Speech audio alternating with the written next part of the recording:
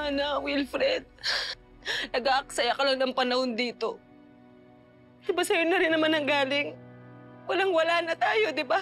Tapos na tayo. Kaya okay na. Hindi mo na kailangan mag-effort para ayusin ang lahat kasi wala na rin pupuntahan. Makakalis ka na. Carol, please. Patawarin mo ako. Gagawin ko lahat para patawarin mo ako. I deserve all your anger. Kahit magalit ka sa akin, tatanggapin ko siya. Hanggang mapagod ka magalit sa akin. Hihintayin ko yung araw na yon.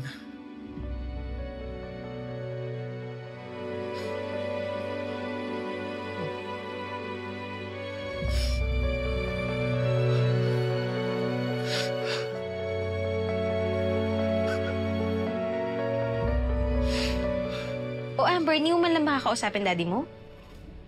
Si Leah na lang po, I'm not in the mood.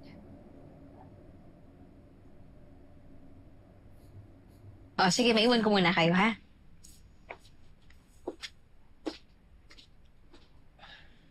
Hanggang kailan mo kayang tiisin yung daddy mo? You know I'm still mad at him, right? Alam mo, Amber, naggalit din naman ako sa daddy mo dahil sa ginawa niya sa ate ko eh. Pero ikaw, syempre, magulang mo pa rin siya.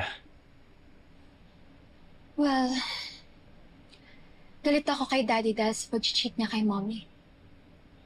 So same lang tayo na walang ginawa sa atin si Dad directly. Pero galit tayo because he hurt those the ones we love the most. Syempre, ay naman talaga nating nasasaktan yung mga mahal natin sa buhay. Exactly. Kaya wag mo na akong ibibridge pa kay Dad.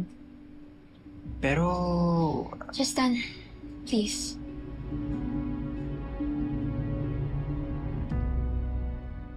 Super D!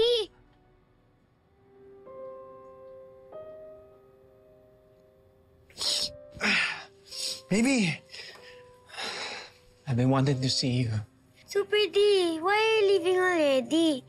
Hindi pa po magbabonding pa po tayo ni na ate at nainay. I know. Maybe next time, ha? Next time na lang. Bakit hindi na po this time?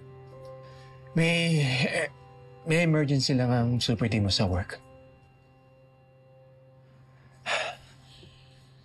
Baby, I promise babalik at babalikan kita dito. Okay? Para mag-bonding tayo ng nanay mo. I look forward to it, Super D.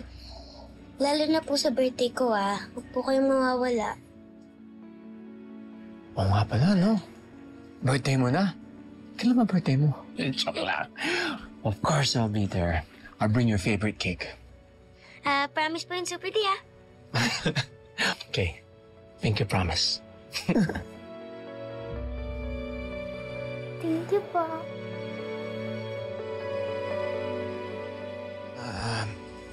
Super D has to go, okay?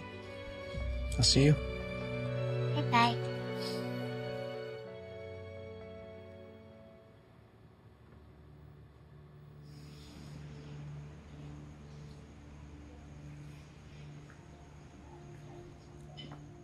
Ba't di ka pa umaalis?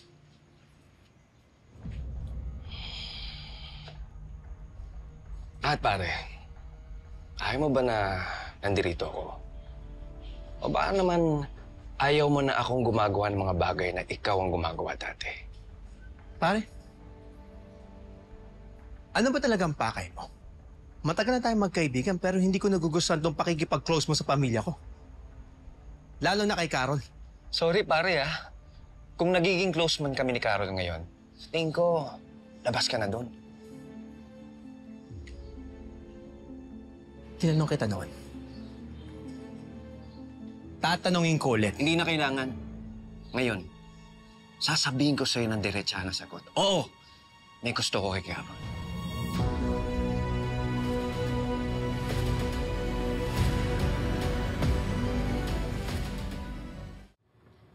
Alam mo, hindi ko lubos maisip na lumuhod si Wilfred sa harap mo. Pero kasi, hindi naman din napipilit ang pagpapatawad. Naku, Manang, malay ho ba natin kung sincere yun? Malay natin kung acting-acting lang pala. Alam mo, ramdam ko naman na sincere siya, Fern. Mahirap lang talaga kasi parang sariwa pa rin yung sakit at sugat na naranasan ko sa kanila ni Ronnie. Plus, Bes, ngayon mo pala din nakikita yung totoong kulay niya. Na hindi pala siya faithful sa una niyang asawa. With Joy, honestly, hindi ako naging faithful husband sa kanya. Pinagsisisihan ko yun. Ang totoo niya, nabanggit naman niya yan sa akin noon eh. Hindi ko lang talaga akalain na si Ronnie yun. Kaya, ewan ko. Gustuhin ko man magpatawad pero paano? Ang daming sakit. Ang daming tanong. Ikaw, Wilfred. Huwag mo sabihin, may gusto ka pa rin kay Carol sa kabila ng lahat ng ginawa mo sa kanya. Bakit? Pare? Ano bang ginawa ko? Alam mo na yun! Alam mo, sa totoo lang, pare, hindi naman applicable sa ating may the best man win eh. Ang gusto ko lang, makasiguro na hindi na ulit masasaktan si Carol. Makasiguro na magiging masaya na si Carol. Pare, asawa ko si Carol. Siguro, nak, pakinggan mo na lang ang puso mo.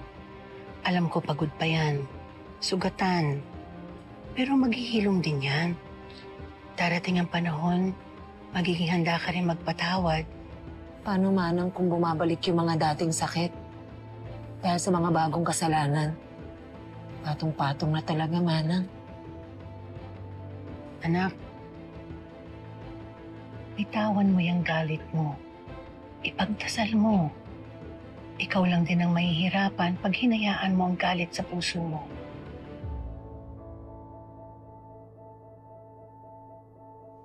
Hindi na ngayon. Di ba ikaw pa ngayon nag-file ng case? Gago! Gago! Walang gakat na rin! Sige!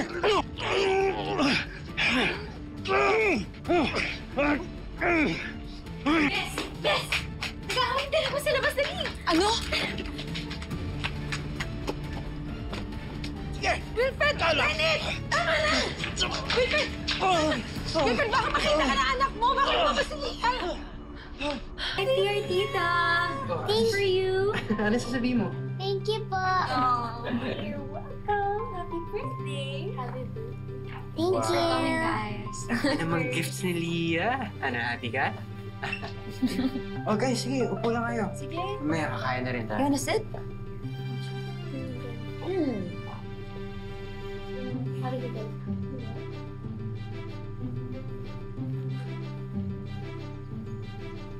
Nay. Oh.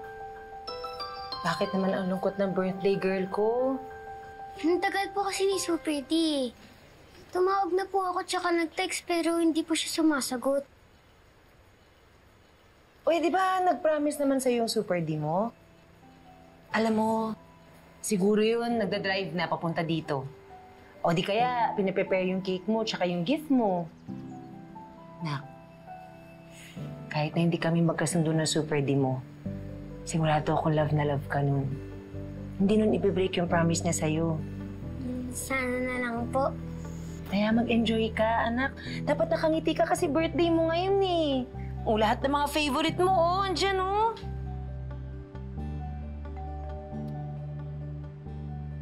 Ay, nanay, baka si Super D po yun.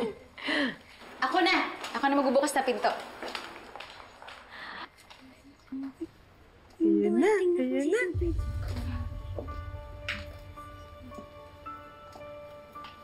Happy birthday, Lia. Hello po. Flowers for the birthday girl. Thank you po. Ibig sabihin po ba, bigyan na po ako kasi nakaka-receive na po ako ng flowers? And, siyempre, flowers for your special day. Special day? Si Lia lang naman ang may birthday, ah. But this is the day na pinanganak mo si Lia.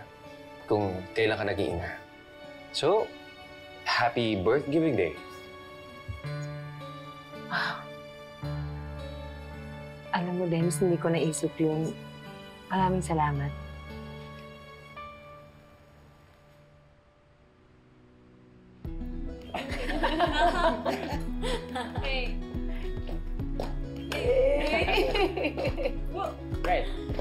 Oh, ang galing, ang galing. Ang galing.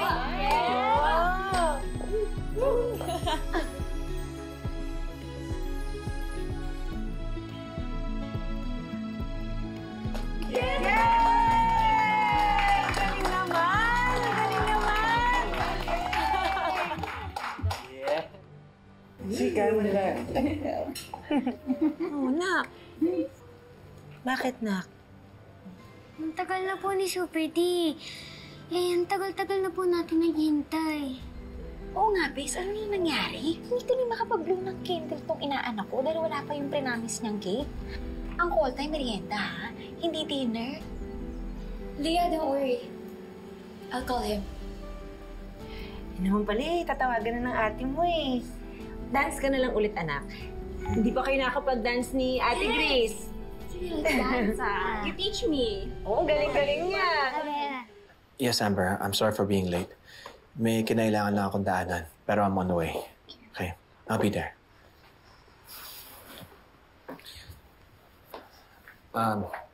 Janilin yung cake saka ice cream nasa ref, ipasok niya sa kotse. Okay. Alis na rin tayo. Si Karen ba? Nakadamit na rin? Ay, opo. Kanina pa po, sir. Okay, sige. Magbibihis lang ako tapos punta na tayo sa party ni Leah. Okay po. Anyway, as I was saying before you took Amber's call, pwede magkaroon ng repercussion yung pagsasama niyo ni Ronnie. It could work for us or against us. At ang kailangan lang na malinaw ngayon ay yung whereabouts mo between the time you and Ronnie separated until Joy's death.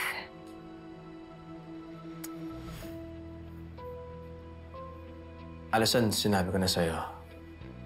Bumili ako ng flowers para makipag-ayos kay Joy. And that's when I discovered her infidelity.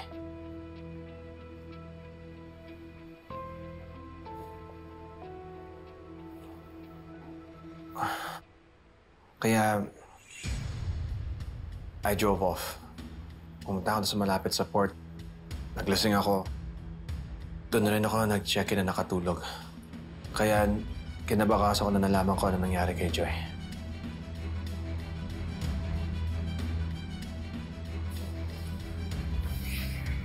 Well, enough of this talk. Para makapunta ka sa birthday ng anak mo. This is clearly stressing you out and we don't want this mood for Leah's birthday, right?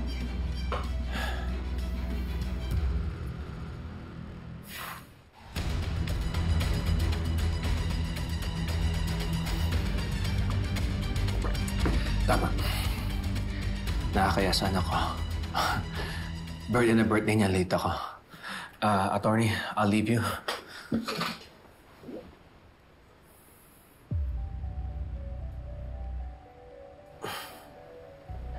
Are you okay? Yeah, medyo na What's wrong? medyo nahihilo lang ako. Wilfred, are you okay? What's wrong? Are you all right? Wilfred?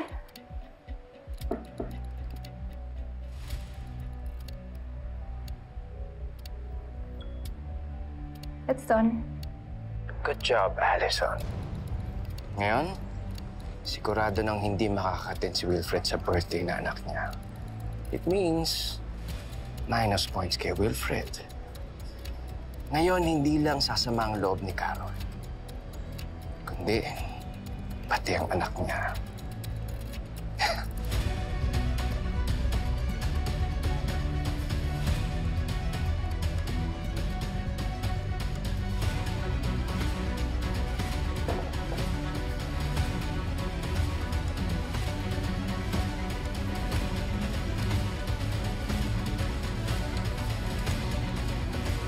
Hayaan mo, hindi na mangyayari ulit yun.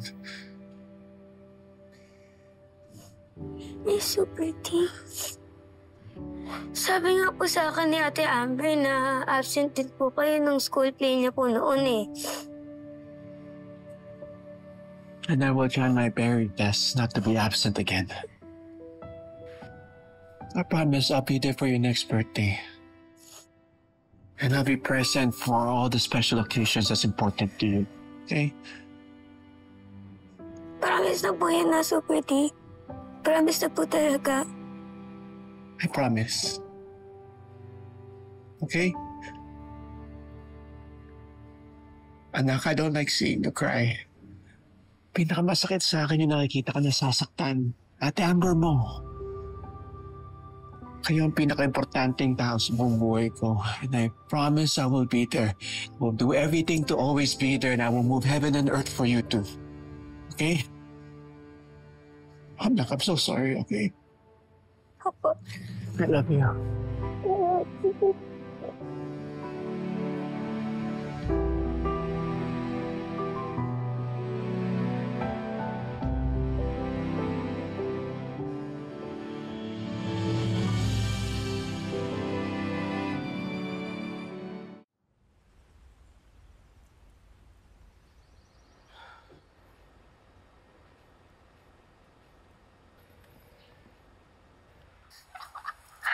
Where's the other toy, ha? Okay na naman pala kila Carol ang gagong Wilfred na yan.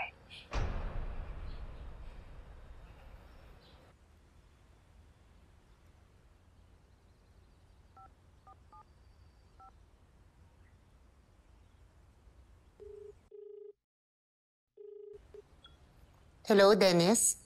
Hello, Carol. Nangangamusta lang ako kay Leah. After what happened last night. Okay naman siya. Nakausap na sila ng daddy niya. Kayo ni Wilfred. Sinabi ba niya kung bakit hindi siya nakarating kahapon? Hindi pa kami nagkakausap eh. Pero narinig ko naman yung usapan nila ni Leah. Nakatulog lang daw talaga siya. Sorry, Carol, ha. Ayoko na sanang sabihin sa ito eh. Kasi alam ko magagalit ka na naman. Pero naisip ko, you have every right to know. Ang alin? Dinalaw kasi ni Wilfred si Ronnie sa kulungan kahapon. Sorry concern lang ako. Hindi kaya tuloy pa rin yung relasyon nila? Naisip ko lang naman baka naman may ginagawa sila para makaapekto sa kaso. Sige, Dennis, salamat.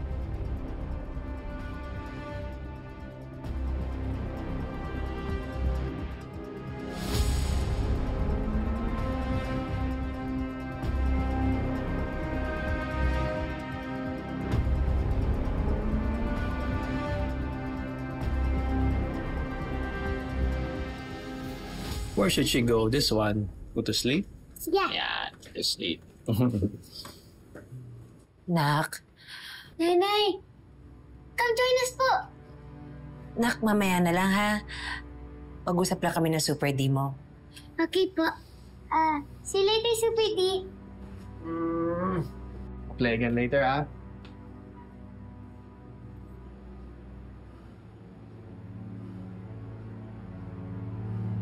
Wilfred, totoo bang pinuntahan mo si Ronnie kahapon? Paano mo nalaman? Sa totoo nga. Kaya ka pala wala sa birthday na anak mo dahil pinuntahan mo yung kabit mo. Basta inuna mo pa yung kabit mo kaysa kay Leah. Kanya ka na ba kalala, Wilfred? Mas matimbang pa si Ronnie kaysa kay Leah? No! Hindi ko inuuna si Ronnie kaysa sa anak natin. At ilang beses ko ba kailangan sabihin sa'yo, hindi ko siya kabit. So ano yun? Pinuntahan mo for old time's sake? On the day na alam mong iniintay ka ng anak mo. Look, Carol. Pumunta ako sa kanya to tell her to stop badgering me. Parang hindi mo kilala yung babaeng yun. Hanggang ngayon, pinipilit ang sarili sa akin. Gusto mo naman. Kaya nakalimutan mo na may anak ka nagbo-birthday at naghihintay sa'yo. Kaya nga ako umuwi to change and to get the cake. Hindi mo nang tagal kalaro niya eh. After that, honestly, I don't know what happened. Para akong nagpasa na nakatulog na parang ewan. Pagising ko, umaga na. Napakagandang excuse, Wilfred. Alam mo, kung magpapalusot ka na lang din, mag-iimbento ka, galingan mo na. Hindi nga ako nag-iimbento eh. Kahit tanungin mo pa si Jeneline o si Attorney. I should ask her what happened to me. Oh, Wilfred, tama na. Tama na yung pagpapalusot mo. Kung kay Leah uubra yan, sa akin hindi. Hindi nga ako nagpapalusot eh. Si Leah na lang yung nag-iisang naniniwala sa akin. Hindi ako magsisinungaling sa kanya. Ayun na nga eh. Si Leah na lang ang nagtitiwala sa'yo, binaliwala mo pa. Akala ko mababawi ka. That's why I'm here. To apologize to her. Pero ano ba bang gusto mo? Gusto ko, totohanin mo lahat ng mga sinasabi mo, lahat ng pangako mo. Pero ano pa ba i-expect ko sa'yo, di ba? Mukhang ganyan ka na talaga eh. Nangako ka nga na hindi ka mangiiwan, di ba? Teka. Si Leah ang pinag-uusapan natin dito, di ba?